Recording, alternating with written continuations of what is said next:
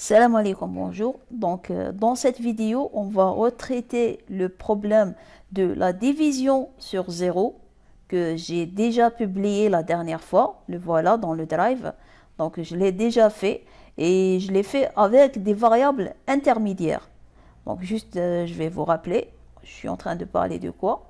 Donc, on a dit que lorsque une instruction d'affectation qui s'y crée de cette façon, EDF, affectation et expression, point virgule, cette expression peut être une division sur 0.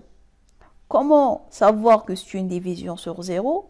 C'est lorsque je suis en train d'écrire la grammaire de l'expression sous cette forme, expression opérateur opérant.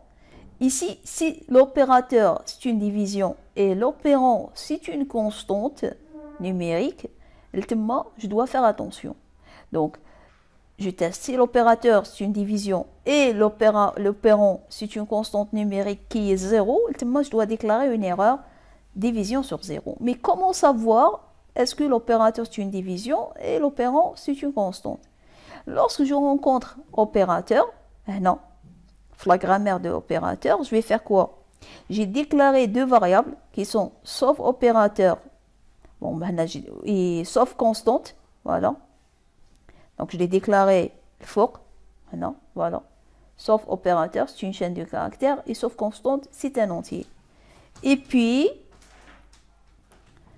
lorsque c'est un opérateur, je sauvegarde la division dans sauf opérateur. Et même la même chose pour plus, je sauvegarde. Et lorsque c'est une constante, l'opérant c'est une constante, je sauvegarde sa valeur, parce que ça m'intéresse. Peut-être c'est un 0. Et ici, lorsque j'ai expression opérateur opérant, je teste. Est-ce que ce que j'ai sauvegardé dans opérateur, c'est une division? Si oui, ça veut dire la comparaison va me rendre 0. Est-ce que je teste aussi, est-ce que ce que j'ai sauvegardé dans opérant, c'est une constante numérique 0? Donc si c'est un 0, ça veut dire que ici, il a reçu un 0, et c'est un problème, c'est une division sur 0. Voilà.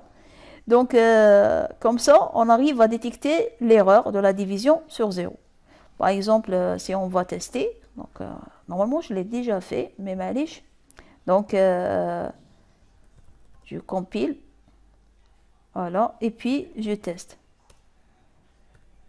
Exemple, langage, point texte. Voilà, il est en train de me dire division sur 0 à la ligne 11. Si je vais aller voir mon exemple, je vais trouver ici une division sur 0 à la ligne E11. Maintenant, ça, on l'a déjà fait, on l'a traité, ça marche. Maintenant, le problème la dernière fois qu'on a posé, c'est que quelques étudiants, elles m'ont dit, mais on ne veut pas utiliser des variables intermédiaires. Vous avez dit dans le diapo de la théorie, lorsque je vous ai présenté Bison, qu'il y a une variable qui s'appelle 2 $. Et cette variable, c'est la variable associée à la partie gauche de la dérivation. Ça veut dire que comme Hinaya, par exemple, c'est opérateur. Opérateur aussi, il peut avoir une valeur. Donc, qu'est-ce qu'on a pensé à faire? Au lieu d'utiliser sauf opérateur, j'utilise les 2 $. Ok, j'utilise 2 $. Et puis ici, je peux accéder, si je sauvegarde dans opérateur, je peux accéder à sa valeur avec $3. Mais on a testé ça, ça ne marche pas. Ça demande quelques notions supplémentaires. C'est ce qu'on va essayer de faire ici. Okay. Donc, première chose, si j'utilise les 2 $, ça veut dire que les non-terminaux vont avoir des types. Ok, qui maintenant opérateur, il va avoir un type. Sinon, je ne peux pas l'utiliser. Parce que regardez, si je vais utiliser ceci, si on va compiler, il va nous détecter une erreur. Hein. Ici, donc opérant de $. Donc, sauvegarder division dans opérant. Et puis ici, je suis en train d'utiliser, donc sauvegarder division dans opérateur, et puis ici je suis en train d'utiliser opérateur comme $2, c'est $3, pardon. Parce que voilà, opérateur. C'est le $2. Si je vais faire ça, oui, je compile, il va me dire qu'il y a un problème. Donc, voilà, donc je reteste. C'est pas ici, c'est pas ici. Ici, ça marche. Attendez. Donc, si... Ah oui, voilà. C'est division sans zéro. On est dans ce dossier. Donc, CMD. Voilà. Il est en train de me dire que $$ n'a pas de type déclaré. Et la même chose pour $2. Donc, ici, il n'y a pas de type. Donc, c'est un problème. Donc, qu'est-ce qu'on va faire? On doit rajouter une autre notion, c'est que les noms terminaux vont avoir des types. Comment faire ça? Il suffit juste de taper type. Et c'est quoi le type que je veux associer à opérateur? Opérateur, dans tous les cas, je vais sauvegarder fait, soit division, soit plus. Et ça, c'est des chaînes de caractères. Division et plus, c'est des chaînes de caractères. C'est des terminaux.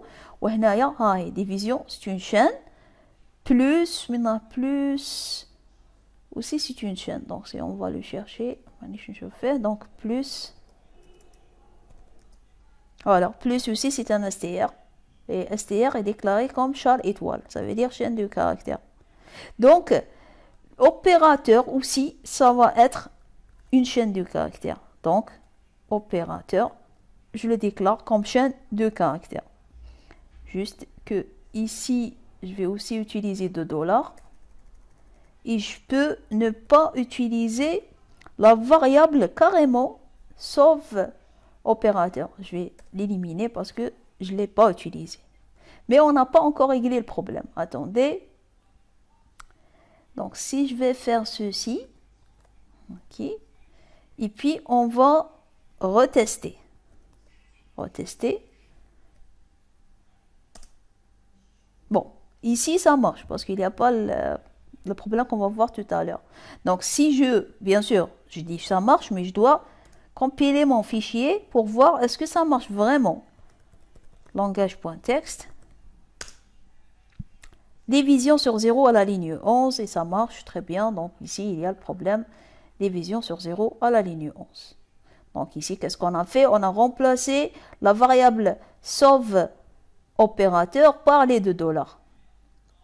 Maintenant, ici, c'est là qu'on a rencontré le problème la dernière fois. On a essayé de faire la même chose. On a dit donc, on n'aura pas besoin de sauveconst aussi. On va l'éliminer et on va sauvegarder directement la constante dans opérand. Donc, en suivant le même raisonnement de tout à l'heure, on va faire quoi? On va ici juste mettre quoi? Mettre $2 égale $1. Donc, la valeur de la constante va être sauvegardée dans opérand. Et ici, j'enlève ça et je vais mettre $, parce que opérand c'est quoi? $1, $2, $3. C'est le $3. Voilà.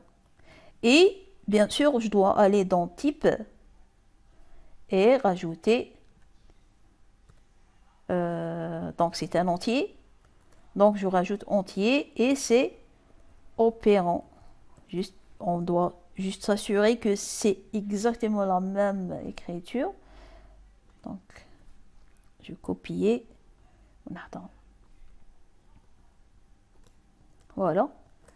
Donc, en faisant ça, et si je compile, est-ce que j'aurai pas de problème? J'ai un problème. Donc, à la ligne 22, il me dit que il y a... Donc, on va faire type. Comme ça. Et on compile. Voilà. Alors, il est en train de me dire avertissement, conflit de type pour l'action entier n'égale pas str. À quelle ligne? À la ligne 97. Je vais aller vers la ligne 97 et on va voir qu'est-ce qu'il y a. La voilà. Non, il est en train de me dire avertissement. Entier n'égale pas str. Ok.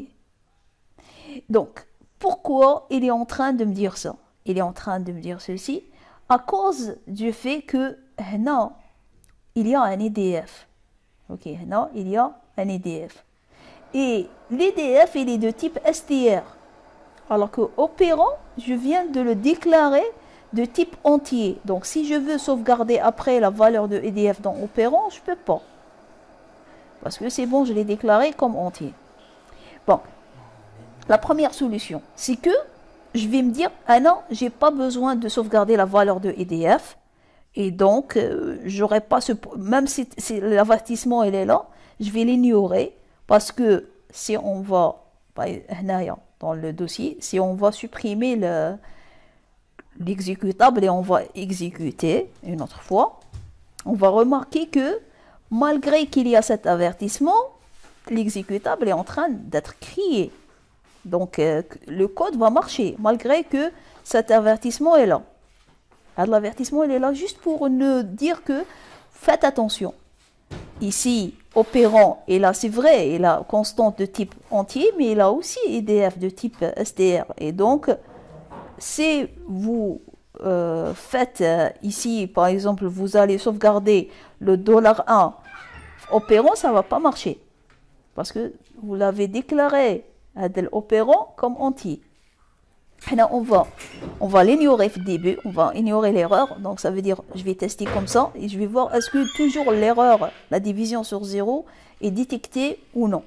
Ok, donc, qu'est-ce que je vais faire? Je vais enregistrer et je vais, regardez, je vais supprimer l'exécutable juste pour que vous allez voir que je vais générer un autre et je vais réexécuter et puis tester.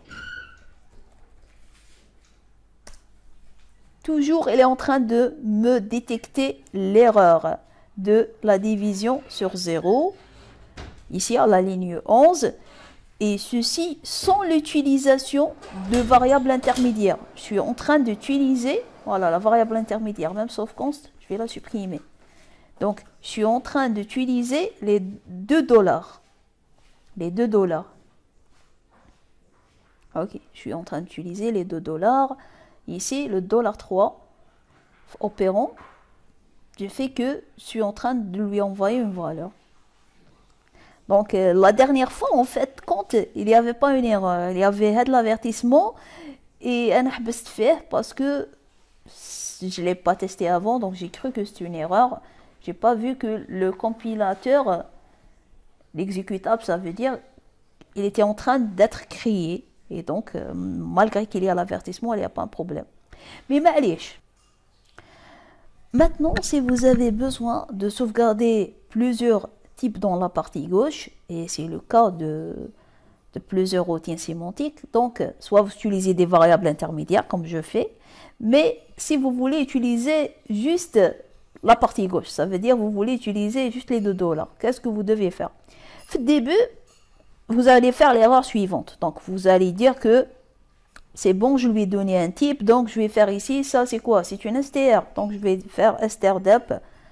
Donc, vous n'allez pas prendre en compte l'erreur à dictum probéla. Donc, $1, ok, donc, et vous allez dire que ça marche. Par exemple, ici, si on a sauvegardé l'EDF dans opérant, ici, si je veux afficher l'opérant, normalement, il doit avoir la valeur que j'ai sauvegardée. On va tester pour voir. Donc, là, par exemple, je vais lui dire afficher printf. C'est juste pour voir est-ce que vraiment il a sauvegardé. Donc, je vais faire printf, par exemple, opérant égale %s, retour à la ligne. Et ici, je vais mettre $1. Ça veut dire quoi? J'ai sauvegardé ici EDF dans opérant. Ok. Donc, dans $. Ici, opérant, il représente $1 pour cette règle. Donc, je vais lui dire afficher ce qu'il y a dans opérant. Mais je n'affiche pas $1, mais je suis en train d'afficher les $2 que j'ai sauvegardés ici. Donc, si on va faire ceci, est-ce que ça va marcher? On va voir. On va voir. Est-ce que ça va marcher? Pardon, donc c'est... Donc, on va compiler. La compilation, il ne m'a pas posé le problème. Okay. Il ne m'a pas vraiment posé le problème. Bon, ici, il y a un petit warning qu'il est en train de me dire que vous avez affecté, donc assigné makes integer from pointer without a cast. Donc, comme si ici, il a pensé que je suis en train de mettre une chaîne de caractères dans un entier, mais j'ai oublié de mettre le cast. Parce que si je fais un cast, ça veut dire une conversion de chaîne de caractères vers un entier, ça va marcher. Et il a pensé que j'ai oublié le cast à la ligne 98. Donc pour lui, il n'a pas vraiment détecté que c'était un problème. Et ici, je suis en train de lui dire afficher opérant. Donc, aussi pour lui, c'est pas un problème. Ok. Donc, si je vais exécuter le programme, donc si je vais exécuter le programme, regardez qu'est-ce qui se passe. Un blocage. Ça marche pas. Il bloque. Ok. Pourquoi? Parce que j'ai fait une erreur. Ici, j'ai fait une erreur. J'ai pas le droit de mettre un entier ici et puis l'afficher là. Même si on va remplacer, par exemple, vous allez me dire, on fait entier. Normalement, ça va pas marcher. On va juste tester. Donc, on va recompiler et on va retester. Ici, regardez. Opérant floula. Alors, regardez ici, j'ai deux exemples dans exemple langage. Ici, c'est une constante. Donc, c'est un chiffre numérique. Donc, il a pris 5. Mais là, lorsque x, c'est un x, il a pris une valeur n'importe quoi. En fin de compte, ça, c'est la valeur de pointeur. Donc, il a pris la valeur de pointeur. Pour lui, il a fait la conversion en entier. X, donc elle existe où? Elle existe ici. Donc, c'est une adresse. Donc, en résumé, ça ne marche pas. Qu'est-ce qu'on peut faire? Donc, qu'est-ce qu'on peut faire? Donc, ça ne marche pas. On va l'enlever. La même chose ici. Ça ne marche pas comme ça. Qu'est-ce que je peux faire pour opérant pour qu'il accepte deux types différents? Un entier des fois et une chaîne de caractères une autre fois. Qu'est-ce qu'on va faire? On va faire la chose suivante. Donc, dans union, je vais déclarer une structure. Donc, une structure struct. Et dans laquelle je vais déclarer deux types. Un entier et une chaîne de caractères. Donc, par exemple, je vais sauvegarder les deux. Je vais copier les deux. Donc, un entier et une chaîne de caractères. Et par exemple, je vais l'appeler type opérant. Ok, type opérant, c'est quoi? C'est soit entier, soit chaîne de caractères. Et puis, mon opérant, ça va être ce type-là. Donc, il y a type opérant, c'est pas un entier, mais c'est le type opérant. Ok, ça veut dire il peut accepter soit un entier, soit une chaîne de caractères. Il peut accepter les deux. Donc, à chaque fois qu'on change quelque chose, on compile pour voir est-ce qu'on n'a pas fait des erreurs lorsqu'on a tapé. Donc, ici, juste, je vais enlever ça aussi. Ah, pardon. Voilà, je sauvegarde et je teste. Est-ce que j'ai pas fait des erreurs? Là, je suis en train d'écrire. Non, mais j'ai des erreurs d'écriture, hein. Des erreurs d'écriture jusque-là. Et bien sûr, lorsque j'ai enlevé ça, donc normalement, il n'y aura pas de problème lors de l'exécution. Juste, je reteste. Oui. Non, pourquoi il est en train de m'afficher pour opérant, malgré que j'ai enlevé.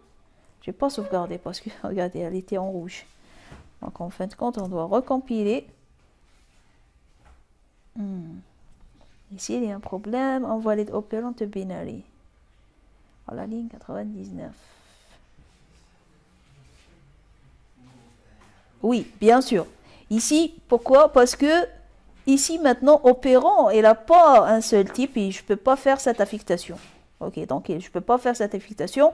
Maintenant, pour faire une valeur entière dans opérant, je dois écrire cette écriture. Donc, il m'a y val, je dois mettre $. Je veux sauvegarder dans opérant. Dans quel champ? Parce que opérant, maintenant, c'est une structure de données. Elle a un type composé de entier et de chaîne de caractères. C'est un type composé. Donc, je dois préciser dans quelle partie. Ok, donc maintenant, je précise que c'est dans la partie entier de opérant que je veux mettre le $1. Et puis, si on va tester, est-ce que le problème va s'enlever? Non, toujours il y a un petit problème. 99. Si ici, maintenant, c'est qui l'opérant? C'est ici. Ok. Donc, ici, je ne peux pas utiliser $3. La même chose, parce que c'est opérant. Donc, je dois utiliser $3 entier. D'accord? Si je recompile, cette fois-ci, ça marche. Si je teste, parce que c'est la compilation plus le test qui vont décider est-ce que ça marche. Oh oui. Division sur 0 à la ligne 11. Division sur 0 à la ligne 11. Mais on n'a pas encore testé avec l'identificateur. On va tester avec l'identificateur pour prouver vraiment que cette deuxième syntaxe va me permettre vraiment de sauvegarder n'importe quel type d'opérant. Donc, on va $2, point quoi? Point str égale strdep de $1.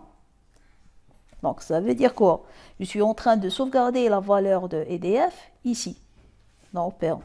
Et puis, on a ce qu'on a fait tout à l'heure. Donc, printf, donc, opérant égale %s. Voilà, %s. Et je teste, je lui donne le $1, parce que ici, opérant, elle représente $1, mais .str. Je veux afficher ce qu'il y a ici. Et on va tester. Morbilan, tout à l'heure, ça ne marche pas et il bloque. Maintenant, on va voir. Je recompile. Alors, stdep n'existe pas. Bien sûr, s'il me dit ça, ça veut dire que j'ai fait une erreur. Oui, j'ai fait une erreur. strdep. J'ai oublié le R. Je recompile. Comme ça, ça marche, mais je teste. Voilà, regardez.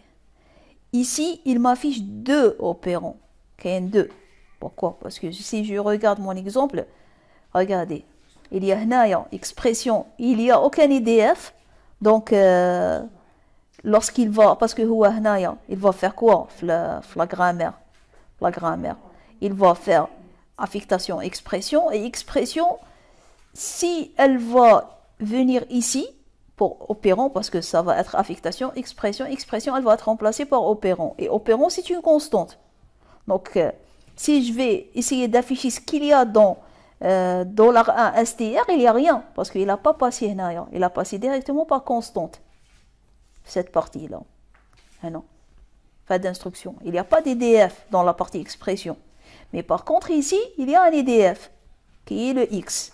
Et c'est pour ça que opérant, c'est X. Donc, pour m'assurer vraiment, je peux ici, par exemple, utiliser la variable mblin. Par exemple, opérant égale, je vais dire à la ligne. À la ligne. Pardon, à la ligne. Et je mentionne mblin. Et puis, ici, je rajoute la variable mblin. C'est écrit avec tiré, je pense. Donc, mblin. Voilà. Donc, je vais faire quoi? Je vais recompiler et je teste. Voilà, il est en train de me dire opérant égale nul à la ligne 10. On va voir. Voilà, opérant égale nul à la ligne 10 ici. Non, je cache opérant parce que c'est un EDF, je cache EDF. Et à la ligne 11, l'opérant c'est un X. Voilà. Bien sûr, c'est une division sur 0, la ligne 11. Donc, je répète, ça c'est juste un exemple pour vous montrer comment faire sauvegarder les valeurs de la partie droite dans la partie gauche et ne pas utiliser des variables intermédiaires. Et surtout lorsque la partie gauche va avoir plusieurs terminaux qui ont de types différents. Et dans ce cas, je dois, donc je répète juste rapidement, donc je dois déclarer un type composé dans union. Voilà, comme un type opérant, il peut contenir soit des chaînes de caractères, soit des entiers. Donc, dans Union, j'ai créé un type composé que j'ai appelé type opérant. Et puis, ici, opérant, je l'ai déclaré comme type opérant que j'ai faudra créer. Et ensuite, à chaque fois que j'ai besoin de sauvegarder quelque chose dans les $2, je dois mentionner dans quelle partie.